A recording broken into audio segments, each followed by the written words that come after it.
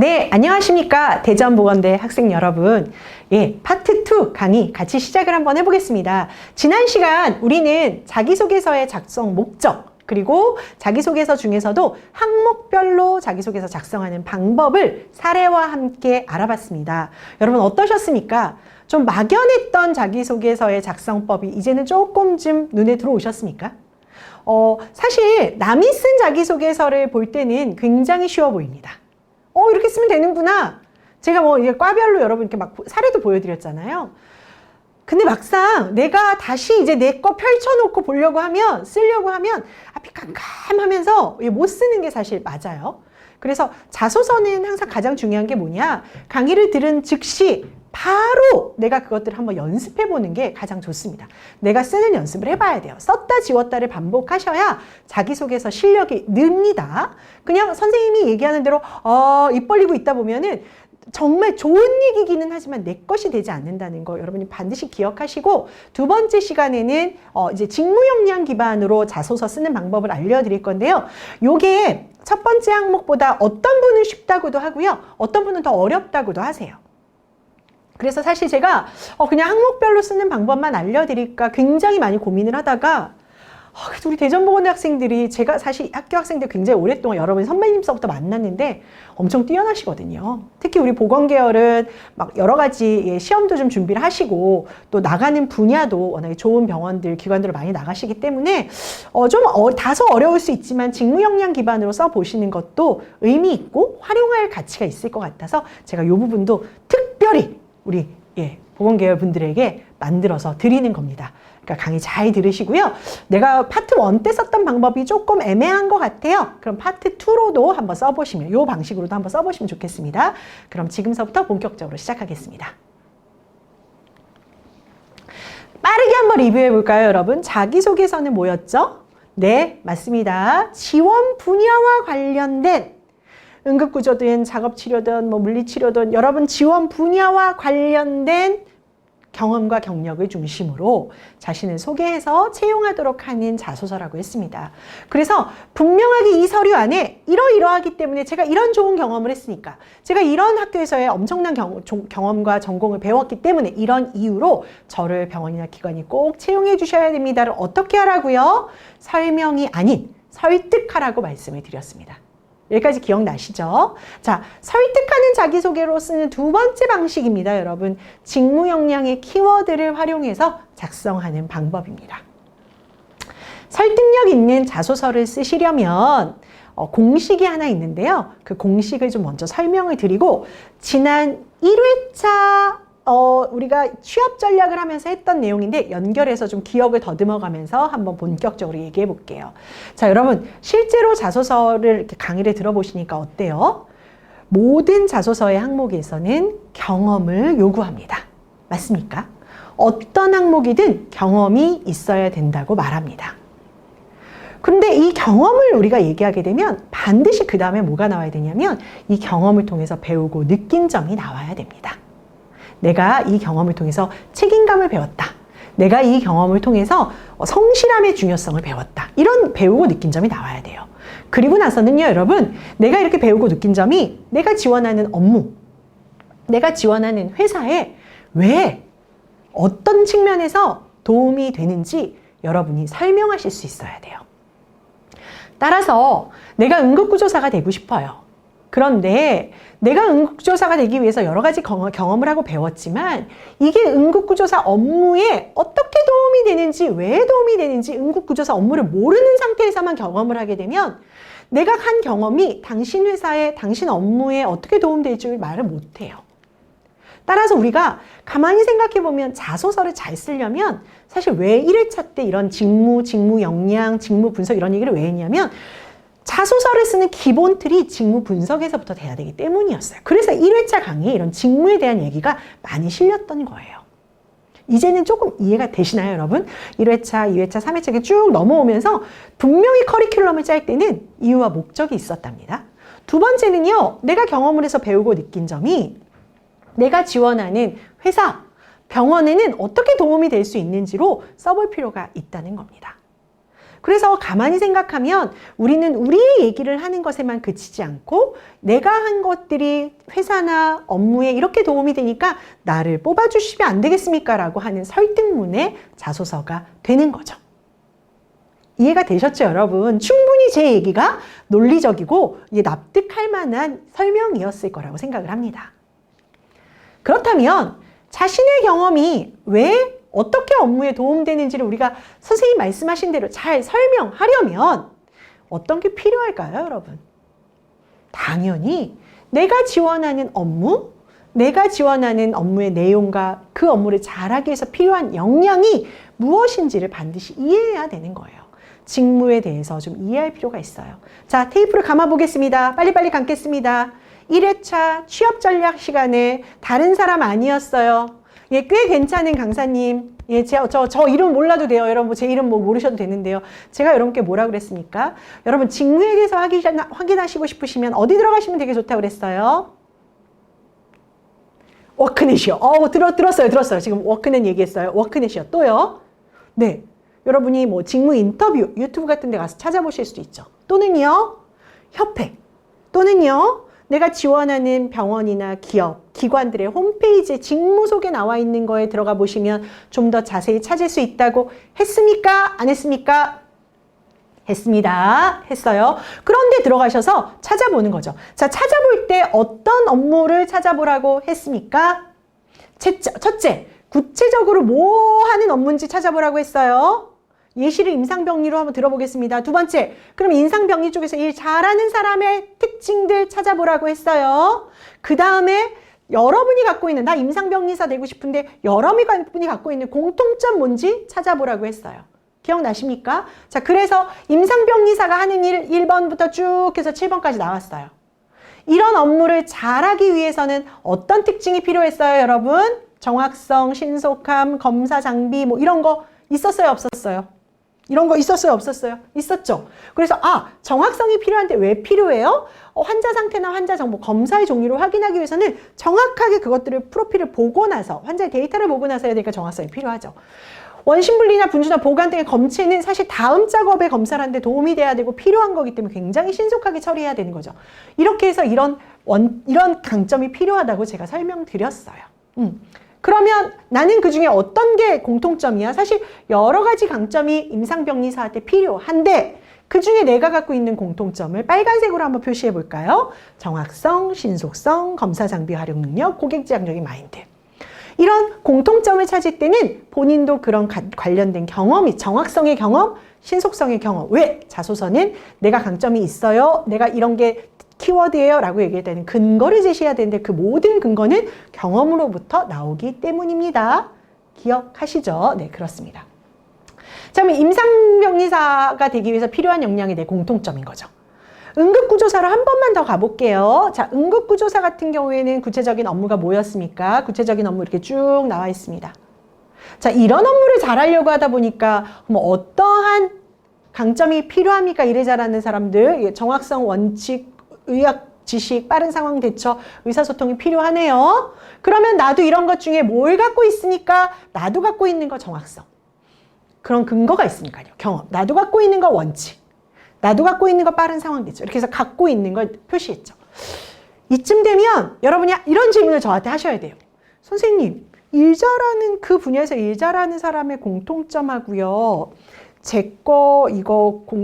일 잘하는 사람의 특징 중에 제 거 공통점 찾는 거 있잖아요. 근데 왜 아까 임상병리도 그렇고 응급구조도 그렇고 4개만 골라요?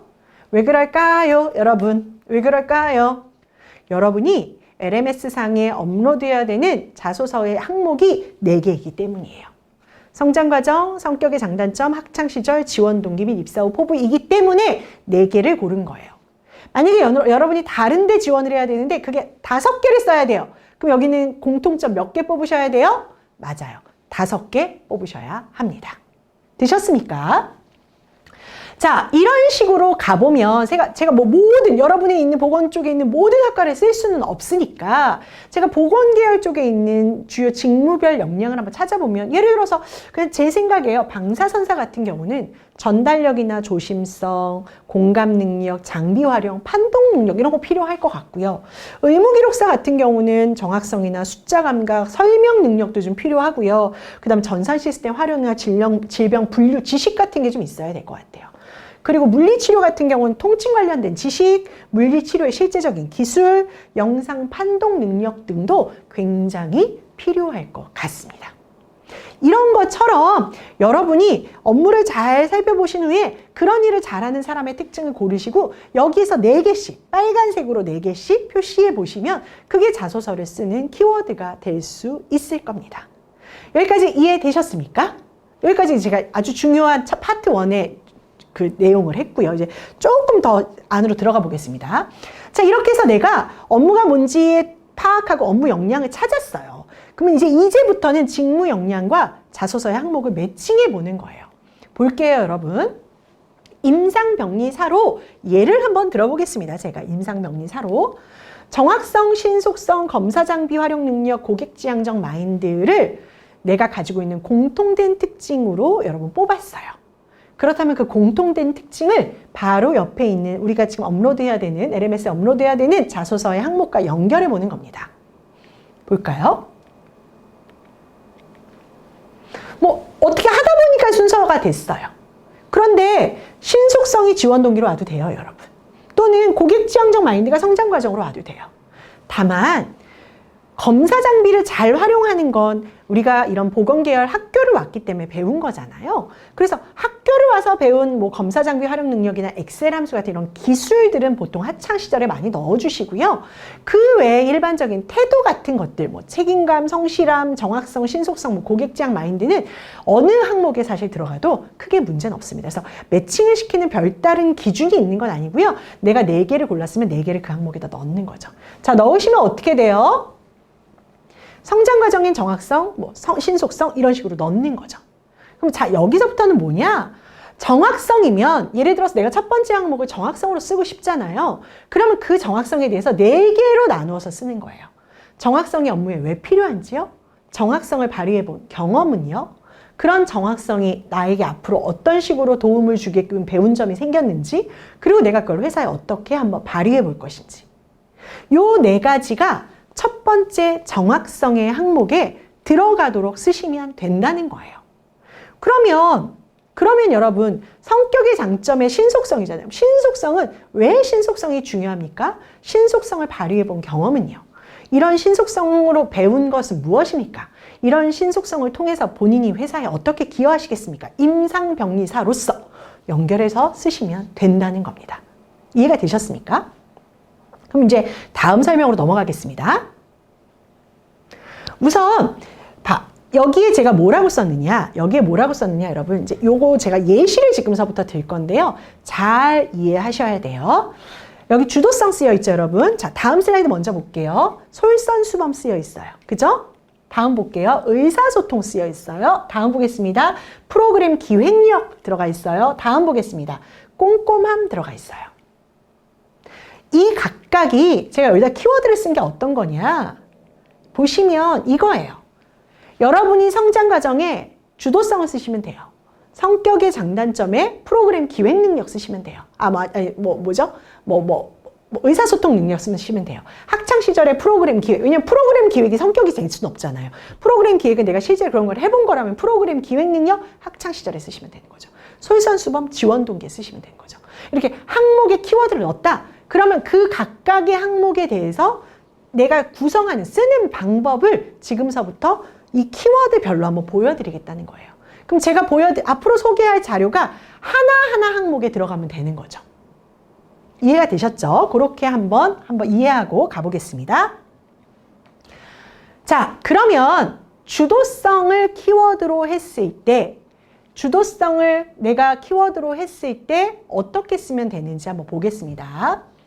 신입사원은 선배님들에게 업무를 배울 시간이 아니어도 스스로 업무를 배우고자 하는 의지가 있어야 빠르게 현장 업무에 적응할 수 있다고 생각합니다. 1번. 주도적인 게 업무를 배우는데 왜 중요한지를 썼습니다. 2번. 대학교 3학년 여름방학 때 유성선병원의 의무기록실에서 현장 실습을 하며 보건의료정보관리사의 업무와 역할에 대해 더욱 잘 알 수 있었습니다. 경험이 들어가네요. 조금 더 자세히 볼게요. 실습 기간 중 환자의 실제 차트를 보고 직접 코딩하는 일을 해보았는데 환자의 실제 차트는 복잡하고 양도 많아 어떤 것이 주 진단이고 치료인지 찾기가 어려웠습니다. 그러나 저는 학교에서 배운 것을 토대로 코드를 찾아낼 수 있었고 업무 중 처음 보는 코드 형태를 질문하여 빠르게 업무를 습득해 나갔습니다. 내가 스스로 해서 주도적으로 빠르게 업무 습득해 나갔다는 2번 경험이 있네요. 3번 이런 걸 통해서 배운 점이 뭘까요? 이런 저의 모습을 보며 업무 숙지 능력이 뛰어나다고 칭찬을 받았고 주어진 업무 이외에도 찾아서 업무를 하는 것이 업무 숙지에는 도움이 된다는 걸 배웠습니다. 3번 나왔네요. 4번이요. 그럼 어떻게 회사에 기여할지 나와야 되겠죠? 기여점 보겠습니다. 이런 경험을 토대로 보건의료정보관리 업무할 때 스스로 찾아서 업무를 하는 모습을 보여드리겠습니다. 끝. 자, 이거를 성장과정 항목에 넣으시면 된다는 뜻입니다. 이해가 되셨어요? 키워드만 잘 찾아서 내가 사례만 있다면 사실 작성하는 방법은 1번, 2번, 3번, 4번의 순서만 맞추면 된다는 겁니다. 두 번째 사례 한번 보겠습니다. 2019년 대학에서 각 학과의 친구들과 협업하여 대전의 한 체육관에서 소외받은 계층 및 노인들을 대상으로 의료봉사를 한 적이 있었습니다. 제가 지원한 직무는 체열 파트였습니다. 봉사 당일 유린검사 파트에 봉사 친구들이 오지 않았고 체열 파트에 사람이 많아 이 중 한 명이 유린검사 파트로 와야 하는 상황이 발생했습니다. 모두 파트를 바꾸는 것을 꺼려했고 저는 대신 이런 것들을 대신해서 자처해서 유린검경을 하게 되었습니다. 제가 배당받은 검사는 적혈구, 백혈구 검사였습니다. 준비했던 파트가 아니어서 처음에는 백혈구, 적혈구 결정체 등의 크기가 작고 비슷해서 구별하기가 쉽지 않았습니다. 그러나 반복적으로 검경을 하다 보니 백혈구와 적혈구는 정확하게 구분할 수 있게 되었습니다. 그 외에 모르는 부분에 대해서는 옆에 계시는 지원 선생님께 꾸준하게 질문을 하고 수업 시간에 배운 내용을 바탕으로 검사를 완벽하게 하기 위해서 노력했습니다. 이를 통해 경험을 해보는 것이 중요하다는 걸 배우게 되었습니다. 자, 한번 유추해 볼까요? 제가 일부러 말 안 하고 시작했는데 그래서 이 사람 지금 여기서 무슨 키워드를 얘기하는 것 같아요? 유린 파트로 아무도 안 가고 싶어 했는데 내가 솔선수범해서 갔어요. 그래서 힘들었지만 열심히 해서 적응했어요. 따라서 어떻게 해요? 현업에서의 업무는 분명 학교 이론과 다를 것이라 생각합니다. 이때 솔선수범해서 아시겠죠, 여러분? 솔선수범해서 다른 업무도 배우려고 노력하는 그런 자세를 보여서 업무를 수행하도록 하겠습니다. 솔선수범이라는 키워드를 사용해서 작성하시면 되겠습니다.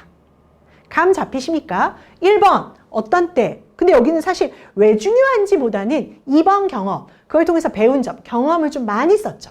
쓰다 보면 1번, 2번, 3번, 4번 중에 뭐 1번이 빠지는 경우도 있을 수 있어요. 저는 그건 절대 안 된다고 얘기하진 않아요. 하지만 1번은 빠질 수 있는데 2번, 3번, 4번은 최대한 좀 많이 넣어주시는 게 좋습니다. 1번 넣어주시면 더 좋긴 하고요. 또 다른 사례 한번 보겠습니다. 이번에는 한번 볼까요? 키워드 의사소통입니다. 그럼 이 사람이 정말 의사소통과 관련해서 1번서부터 체계적으로 잘 썼는지 한번 보겠습니다. 대학교 1학년 때 교양 과목인 의료인의 커뮤니케이션이라는 과목을 수강하며 조별과제를 한 적이 있습니다. 보건계열 학생들과 소통하며 방사선에 대한 인식을 개선하는 작업을 하였습니다. 조별과제 때 저는 PPT 제작 업무를 맡게 되었습니다. PPT를 잘 만들어야 할 뿐 아니라 자료조사를 담당하는 학생들과 발표를 하는 학생의 중간다리 역할을 해야 됐습니다. 근데 경험이 나왔네요. 그죠? 저는 같은 조 학생들과 지속적으로 소통하며 제가 맡은 일을 제대로 수행할 수 있도록 노력했고 조별 과제는 성공적으로 마무리됐습니다. 경험의 마무리까지 써줬습니다. 그래서 이런 경험을 통해서 작은 조직이라도 협동이 중요하며 조직원들과 소통이 매우 중요하다는 것을 깨달을 수 있었습니다. 2번의 경험이 나오고 3번의 배운 점까지 나왔습니다. 자, 그럼 나머지 볼게요. 학창시절의 경험을 통해 조직원들과 적극적으로 소통하며 협력하며 조직의 분위기가 긍정적으로 형성할 수 있도록 제가 노력할 것이며 환자 입장에서 환자의 마음을 공감해서 환자를 위해서 치료하는 의료기사가 되도록 노력하겠습니다. 네, 이 또한 2번, 3번, 4번 중심으로 사례를 작성했습니다. 근데 내가 어떤 경험을 했고 그 경험에서 뭘 배웠고 그런 배운 점이 어떻게 업무에 도움될지를 아주 잘 연결해서 쓴 사례라고 볼 수 있겠습니다. 다음 사례 한번 같이 보실까요? 네, 다음 사례는 프로그램 기획력입니다. 이번에 조금 책임감, 성실함, 이런 의사소통, 솔선수범보다는 학교에서 배울 수 있는 것과 연결이 된 것 같아요. 스포츠 물리사에 관심이 많았던 제가 처음 실습 갔던 곳은 이런 운동센터라는 곳이었습니다. 그곳은 실력으로 명성이 자자한 물리치료사 선생님들이 많으셨습니다. 그들만이 가진 뛰어난 치료 실력을 보며 공부를 열심히 해야겠다는 자극을 받았고 제가 어떤 길을 가야 할지에 대해서 계기를 갖게 되었습니다. 실습생들에게 본인이 하고 싶은 운동 프로그램을 짜서 퇴근 1시간 전에 운동을 한 후 퇴근을 하였습니다. 이렇게 과제가 주어진 거죠. 저는 어깨 통증이 있어서 어깨 통증을 완화하는 운동 프로그램과 허리 군살을 빼는 운동 프로그램을 계획했습니다. 그리고 단계적으로 난이도를 올리며 변화를 주는 방식으로 실제로 본인이 운동을 해서 어깨 통증도 좀 많이 완화되고 한 달 동안 3kg를 감량하는 성과도 얻을 수 있었습니다. 자, 내가 경험을 했네요. 저는 앞으로 환자들을 위해서 맞춤형 운동 프로그램을 다양하게 개발해서 그런 것들을 노력해서 환자의 고충을 해결하는 데 좀 도움이 될 수 있는 사람이 되겠습니다. 라고 쓰셨습니다. 나쁘지 않습니다, 여러분. 여러분이 오히려 실습 갔을 때 내가 구체적으로 어떤 행동과 어떠한 역할과 어떠한 업무를 했는지, 어떤 걸 배웠는지를 써주시는 거 굉장히 좋겠습니다. 자, 마지막 사례일 겁니다. 마지막 사례 한번 보겠습니다. 대학 시절 내과 원무과에서 실습을 하며 환자 응대하는 법과 행정 업무에 있어서 꼼꼼한 일처리가 매우 중요함을 배울 수 있었습니다. 어머나! 3번인 배운 점이 제일 먼저 나오네요. 이렇게 쓰셔도 됩니다. 내가 무엇을 배울 수 있었습니다를 먼저 쓰셔도 괜찮습니다. 검진을 받은 환자를 검사실로 안내하거나 보험 청구를 위해서 프로그램을 이용하여 환자의 인적 사항과 검진 사항에 맞게 숫자를 할당하는 업무를 하였습니다. 아주 구체적으로 자기가 어떤 업무 했는지 썼네요. 업무 초반 프로그램 다루는 것이 익숙하지 않아서 긴장한 탓에 실수를 좀 해서 선생님이 2번 일을 하게 되어 매우 죄송했던 경험도 있었습니다. 하지만 다행히 이해해 주시고 잘못된 부분은 다시 배울 수 있었지만 한 숫자의 차이로 병원과 환자에게 피해가 갈 수 있다는 것을 참 알게 된 거였죠. 따라서 원무과는 진료비 청구 및 처리 업무가 기본이기에 실수를 허용하지 않는 꼼꼼함이 매우 중요하다고 생각합니다. 자, 원무과는 왜 꼼꼼함이 중요해요, 여러분? 진료비 청구나 처리 업무가 기본이기 때문에 실수가 안 돼. 이게 바로 1번인 거죠. 원무과에 꼼꼼함이 필요한 이유 1번이 세 번째로 나왔어요. 여기 보시면 배운 점 3번이 제일 먼저 나오고요. 2번 경험한 게 2번 나오고요. 그런데 원무에서 뭐가 중요합니다. 그것이 3번, 이유가 3번으로 나와요. 이렇게 순서를 바꾸셔도 괜찮습니다, 여러분. 따라서 실습 경험을 바탕으로 꺼진 불도 다시 보는 꼼꼼한 일처리로 나의 모습이 병원의 첫인상이 될 수 있다는 생각으로 업무에 임하겠습니다. 라고 이야기했죠. 또는 여러분 만약에 내가 이걸 지원 동기로 쓰고 싶어요. 지금 바로 이 사례를 내가 지원 동기로 쓰고 싶어요. 뭐 어떻게 해요? 잘 들으세요. 잘 들으세요, 여러분. 꼼꼼한 일처리와 나의 모습이 병원의 첫인상이 될 수 있다는 생각으로 업무에 임할 자신이 있어 지원하게 되었습니다로 바꿉니다. 끝에만. 자신이 있어 지원하게 되었습니다로만 바꾸게 되면 지원 동기로도 훌륭하게 쓰실 수 있습니다. 자, 파트 2 시간에는 여러분 각각의 지원 직무의 직무 분석한 내용, 직무 역량 키워드 도출한 것을 가지고 자기소개서로 항목별 연결해서 작성하는 법 함께 알아보았습니다. 자, 파트 2 강의 여기서 마무리하겠습니다. 수고하셨습니다.